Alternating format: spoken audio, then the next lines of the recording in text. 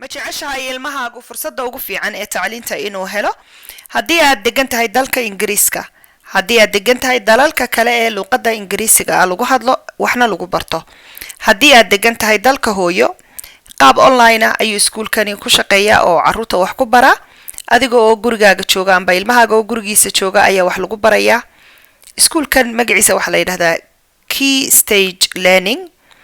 waa iskuul qaab online wax ku bara Englishka, Mathska iyo waliba Science-ka iyo maadadaha kale ilmahaagu uga baahan yahay in laga caawiyaba si uu ugu keeno dhibcaha ugu sareeya iskuulka oo uu future fiican iyo mustaqbal fiican u helo ma sha Allah iskuulkaas la soo xidhiid macallin Cabdirasaaq iyo Key Stage Learning oo London ku yaala telefoonkiisa iyo adresskiisana shaashada ayaa ka arkaysaan أعوذ بالله من الشيطان الرجيم بسم الله الرحمن الرحيم رب اشرح لي صدري ويسر لي أمري واحلل عقدة من لساني يفقه قولي بسم الله الحمد لله والصلاة والسلام على رسول الله اللهم صل وسلم وبارك على رسول الله عليه الصلاة والسلام السلام عليكم ورحمة الله تعالى وبركاته دما ولا لها قيمة يقدرين تاموضا ايكو حلان channel كينان فاطمة منا channel خير iyo barwaaqo badan ayaan idin rajeynayaa meel walba daafaha dunida kala joogtaan iyo xil walba idin soo gaaro oo daawataan videogan qisada tani waa qisas al-istighfar ay iyada laftigeedu ay ku saabsan tahay amba ay ka sheekeynaysaa qisada waxa ay ku saabsan tahay nin dhalinyaro ah oo adduunyadu ay mashquulisay sida dhamaanteen ay noo mashquulisay dhikriga iyo istighfaarta ay adduunyadu ka mashquulisay ninkani waxa uu yahay nin xaas ah amba xaas leh weeyaan muddo 5 sanadood ayuu ninkani xaas lahaa waxa dhacday muddadaasi in uu Ilaahay subxaanahu wa ta'ala uuna ku arsaaqin awlaad isaga iyo xaaskiisa kadibna waxa ay tageen dhakhtarro kala duwan 5 sanadood oo ay isbaarayeen isdaweynayeen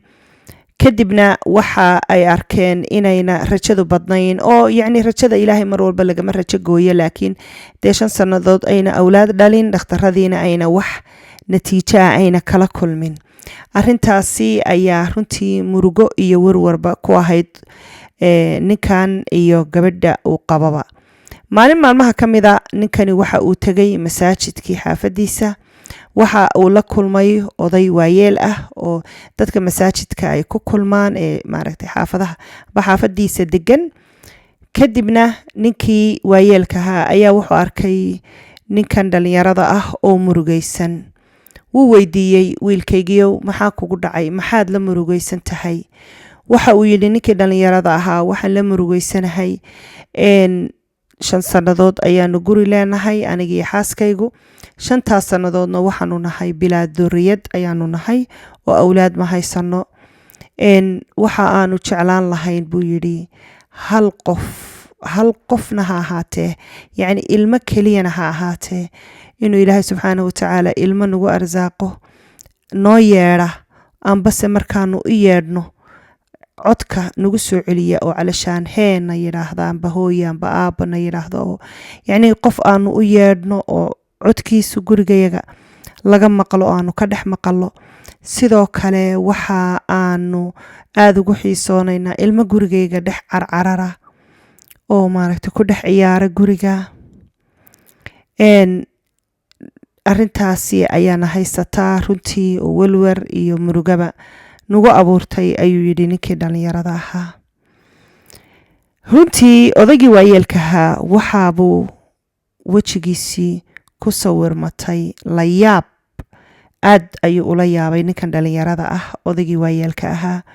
wuxuu ku yidhi 5 sanadood ayaad dhakhtarro ka daba wareegayseen adigii xaaskaagu aad ayaan idinka yaabanahay ma waxa muhiima oo ay lowdeen ayaa jirta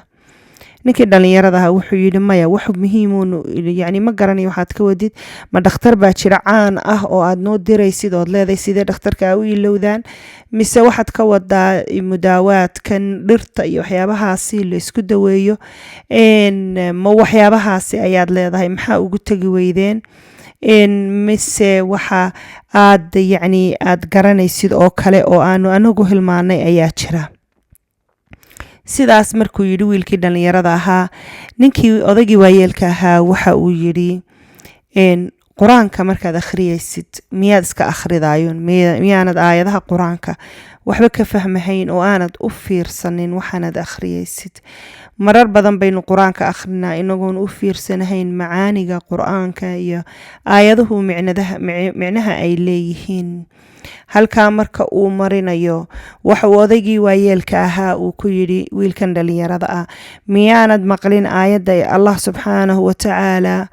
uu kaga hadlayo istikfaarka ee allah subxaanahu watacaala uu leeyahay acuudu billahi min ashaytaani arajiim waqultu istakfiruu rabbakum inahu kaana ghafaara yursil السماء calaykum midraara wayumdidkum biamwaalin wabaniin ويجعل لكم جنات ويجعل لكم أنهارا. صدق الله العظيم. miyaad akhridaayuun qur-aanka adiga oon u fiirsan wiilkaygiyow hadda laga bilaabo adiga oo ku camal falaya aayaddaas ilaahay subxaanahu watacaala ugu ballan qaadayo naciimka adduunka iyo ka aakhiradaba. qofka istikfaarka qabsada ee ilaahay dembi dhaaf weydiistaa, waxaad samaysaan habeenkii kala qaybsada adiga iyo xaaskaagu oo labadiinuba habeenkii soo jeeda. gelinka hore habeenkii qaybtiisa hore waxa aad ku dhammaysaan in aad tukataan amba labada gelin amba habeenkii laba qaybood ku qaybiya. qaybna waxaa ka dhigataan salaatileylka inaad tukataan, qaybna waxaa ka dhigataan inaa istikfaar ilaahay weydiisataan dembi dhaaf. marka qaybna salaatileylka tahajudka ku tukada, qaybna ku celceliya istikfaarta oo habeenkii sidaa usoo wada jeeda. kadib ninkii dhallinyarada ahaa taladii aad buu ugu farxay, uu qaatay. masaajidkii markuu ka tegay ee uu gurigiisii tegay, xaaskiisii ayuu arrinkii usoo bandhigay. xaaskiisii waxay tidhi, arrinkani waa arrinka aynu u baahnayn, allayle waynu ku dhaqaaqaynaa. sidii ayay sameeyeen. habeenkii oo dhan bay cibaadaysanayeen, ninkan dhallinyarada ah iyo xaaskiisuba. habeenkii oo dhan ayay laba qaybood u kala qaybiyeen. habeenkii nusna waxa ay akhrisan jireen amba ay tukan jireen, waxay tukan jireen salaadaha salaatileylka ayay tukan jireen. nuska kale ee habeenkii ahna istikfaarta inay ilaahay weydiistaan dembi dhaaf ayay u fadhiisan jireen habeenkaasoo dhan amba nuska habeenka oo dhan. kadibna waxaa dhacday in ay sidaa ay ku wadeen muddo 2 bilood ah. bishii 3aadna waxaa ka soo baxday xaaskiisa calaamadihii lagu garanayay uurka, oo waxaa la xaqiijiyey markaasi in ay uur leedahay. waa bishii 3aad keliya markay 2 bilood ay sidaa u cibaadaysanayeen, ilaahay u baryayeen, istikfaartana habeenkii ay ku celcelinayeen. istikfaarta waqtiga asxaarta amba waqtiga habeenkii fiidkii ay waxaan ka wadaa in habeen barka amba subaxda fajirka, waqtiyada maaragtay waqti saxar la yiraahdo oo ah saacadaha ka horeeya subaxda amba fajirka ka horeeya, waa fadli aad u weyn oo ilaahay subxaanahu watacaala qur-aanka uu ku sheegay weeyaan.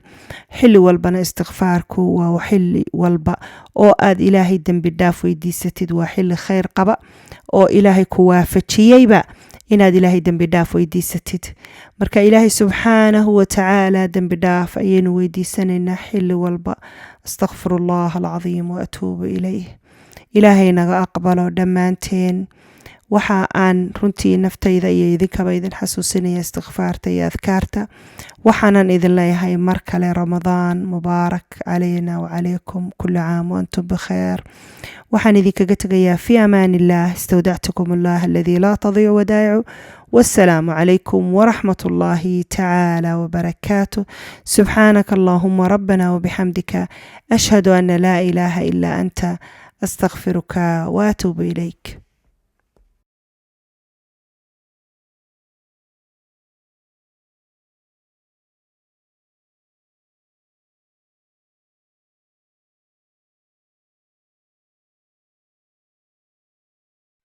ma jeceshahay ilmahaagu fursadda ugu fiican ee tacliinta inuu helo? haddii aad degan tahay dalka ingiriiska, haddii aad degan tahay dalalka kale ee luqadda ingiriisiga lagu hadlo waxna lagu barto, haddii aad degan tahay dalka hooyo qaab online ah ayuu iskuulkani ku shaqeeyaa oo caruurta wax ku bara adiga oo gurigaaga jooga amba ilmahaaga oo gurigiisa jooga ayaa wax lagu barayaa iskuulkan magaciisa waxa la yiraahdaa Key Stage Learning waa iskuul qaab online wax ku bara Englishka mathska iyo waliba science-ka iyo maadadaha kale ilmahaaga uga baahan yahay in laga caawiyaba si uu ugu keeno dhibcaha ugu sareeya iskuulka oo uu future fiican iyo mustaqbal fiican u helo ma sha Allah iskuulkaas la soo xidhiid macallin Cabdirasaaq iyo Key Stage Learning oo London ku yaala telefoonkiisa iyo adresskiisana shaashada ayaa ka arkaysaan